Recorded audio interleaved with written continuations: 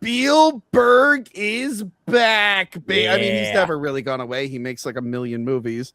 But he is back doing another Alien movie. And actually, what was the last Alien movie he did? It was probably Kingdom of the Crystal Skull, maybe. He's very hit or miss with Alien movies, but yes, he is back. This movie starts off with a wrestling match featuring what was it, Lance Archer and Brian Cage? Yeah, I recognize them. Like, I know those guys. But yeah, this movie is about a man who has government secrets and alien technology, and he plans to make all of this information public to the whole world. Now, this is written by David Cope, who did the original Jurassic Park, but he also did Jurassic World Rebirth, which was about someone who wanted to get the cure for heart disease and give it to the whole world. He did this plot line twice about someone wanting to get something from evil people and give it to the whole world. That's like his thing, I guess. So yeah, he is on the run from his former employers who are in charge of finding UFOs and all their extraterrestrial information. Meanwhile, a local newswoman, played by Emily Blunt, sees a cardinal and it triggers a memory in her. And suddenly she's able to read people's minds and talk in different languages. And she starts clicking like a crazy person during a news broadcast. And they start getting hunted by, that's Colin Firth, right? Mm-hmm. That's Colin Firth. They start being hunted by Colin Firth, who also has alien technology, these little glowing sticks that can do brain stuff. We're never really clear on what we see that the aliens. Although I think that worked. I think that worked in the movie's favor, though, that they didn't explain it.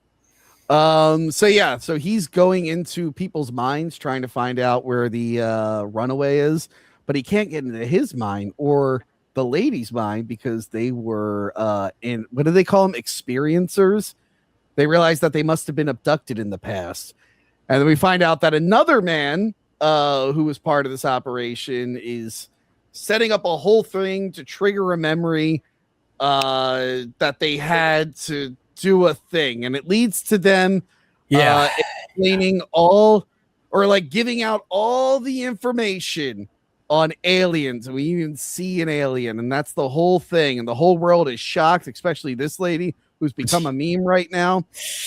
And yeah, guys, this movie, it asked the question, like, what would happen if we forced the government to finally release all the stuff about UFO and aliens? And that's a good idea for a movie. I sure hope a month before it comes out, the government doesn't release everything they know about UFOs and aliens. Yep. Literally a month before it came out, Donald Trump let us know. He's like, hey, we're releasing all the documents we have. And I like that he goes, what the hell is going on? Have fun and enjoy. And yep, you can just go to the Department of War and you can look up every single document about UFOs and aliens. And I'm like, that was the worst time for them to do this, because the whole movie hinges on the government being like, we can never let anyone know about this. We have to hide the truth. And then right before it comes out, they're like, yeah, here it is. That's everything. We don't know what it is. Do you know what it is?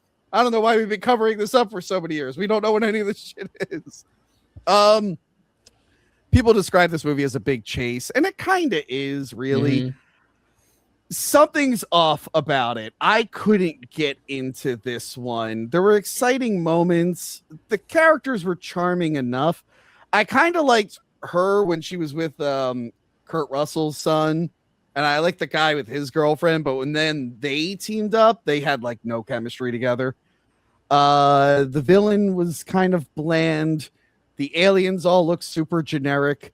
And also it's kind of dumb that they're like, yes, they've been landing for years, these aliens. Also, they don't know how to fly very well because they keep crashing. And the mystery about like what the origin was with the two characters was very predictable. It's like, yeah, they were abducted and they were together. That's what it was. Joey C., how did you feel about Disclosure Day? You know, first I heard a rumor that the script went through 70 drafts before Steven Spielberg approved it. It could have used 71. It was awesome up until the end. Without spoilers, well, I guess you already spoiled it. It was kind of like a whole movie for Steven Spielberg to tell us that like having empathy was a superpower. And like you mentioned, of course, this movie is very topical now with UFOs and government disclosures. I don't fucking buy it. There's way more they're not putting out. I hate to admit it. I hate to admit this. Maybe this is a hot take. Maybe it's not. I hate Josh O'Connor.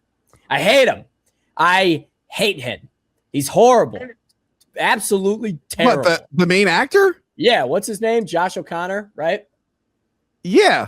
Yeah. Wait, you hate him? I fucking hate him. Dude, you said you watched Wake Up Dead Man like 3 times. I did. That was a very good movie. It was a very good movie. It was because of Daniel Craig. But I hate him so much. The standout moments for me in this movie was anything with Emily Blunt. She was incredible. Yeah. And it really had some wild emotional ranges from like freaking out to being scared to being funny with like the boyfriend and like leaving him at the gas station. That was really funny. I quite enjoyed this movie up until the end. Again, I don't know if I guess it's a spoiler. They disclosure day it, but the ending with the alien, that was fucking stupid. That was so fucking It was stupid. so everyone would believe them when they showed them all the information. They bring them in a truck. In a truck. They took them from the evil people's prison thing that they had. I hated it. A stupid ending. I was annoyed by Spielberg. He just only does CGI for like creatures now. And it's like, come on. Like the aliens barely move. You couldn't make a puppet.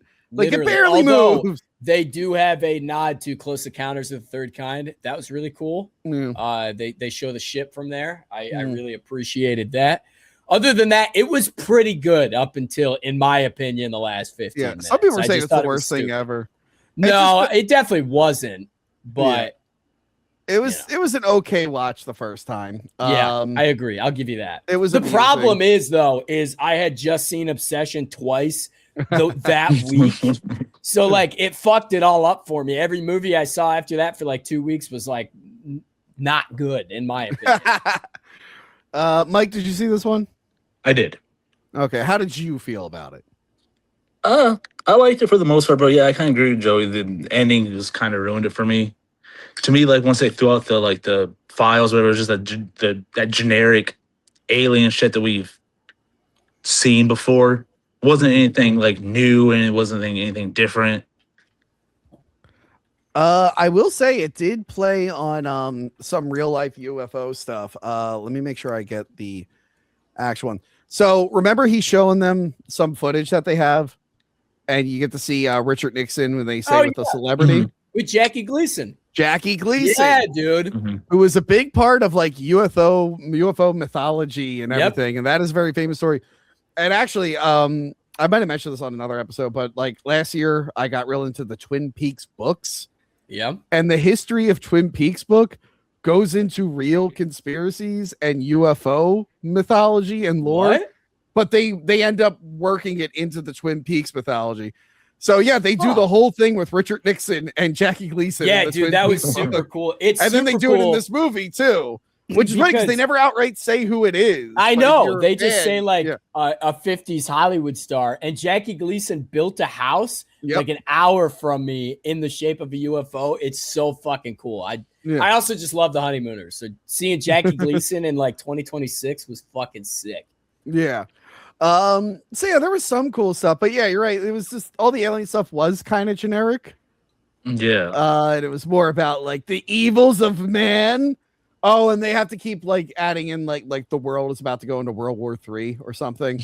It's like this looming thing, and I guess these aliens will stop all the conflict. And as we all know, when the U.S. Department of War leaked all this stuff, finally, everything in Israel got solved, right? I haven't been reading the news. Everything fine in the world, guys? Yep, everything. Awesome. Thank you, U.S. Department of War, for letting us know about UFOs and aliens. I still can't believe that happened. I'm like, this movie is already dated. It's already dated. Yeah, some people are saying it's Spielberg's worse. It's not that bad, but I'm trying to look here. What was the last Spielberg thing I've seen?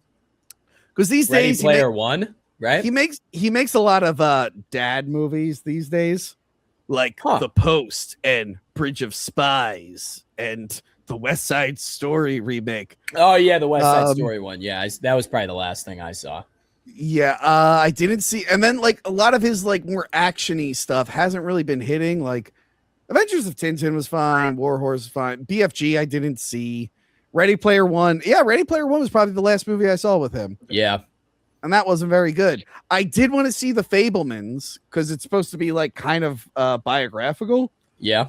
But apparently it was like less about his love for film and more about like his dad getting cucked by Seth Rogen. And I'm like, that actually sounds pretty terrible. But then I was like, you know what? David Lynch is in it. I'll see it just for David Lynch. And then they just put his scene out. I'm like, I'm just going to watch this scene. Yeah. And I went, amazing. Problem I don't solved. need the rest of the movie. I should check out The Fablemans. I heard it was okay. I also heard it was really good. Yeah. But yeah, I guess once in a while he'll try to do something to like recapture the magic. And this just didn't land for anyone really. Yeah, I couldn't get into it. And you know what I realized? I've never seen a good CGI deer or elk or moose. There are so many movies with CGI deer, and I've never seen a good one. Well, that's why the 1995 classic Tommy Boy used a real deer in that scene. So, but I'm thinking, like, I remember The Ring 2 being like, oh, this is rough. And then I'm looking at the deer in this movie. I'm like, this is also rough. Yeah, how are it's they pretty still bad. getting bad? So yeah, I'd say check it out when it hits streaming. That's what I would say too. It was decent enough to where I think it's a fine streaming movie. Yeah. Yeah, Emily Blunt was really good. There's some exciting chases. There's like that whole train sequence. But yeah, it's not gonna change your life. And if you want to know about UFOs, you can literally just go to the government's website and just read so many about it. A lot of it is like, saw a thing in the sky. Cool. Don't know. Yeah. Don't know what it is. Isn't that weird? Look at that black spot in the sky. What's that? Weird? Huh. A lot of shit up there. We don't know these things. But yeah, you know, Spielberg might have let us down, but I know who wasn't going to let us down. And that's the Wayans brothers. We're back, baby.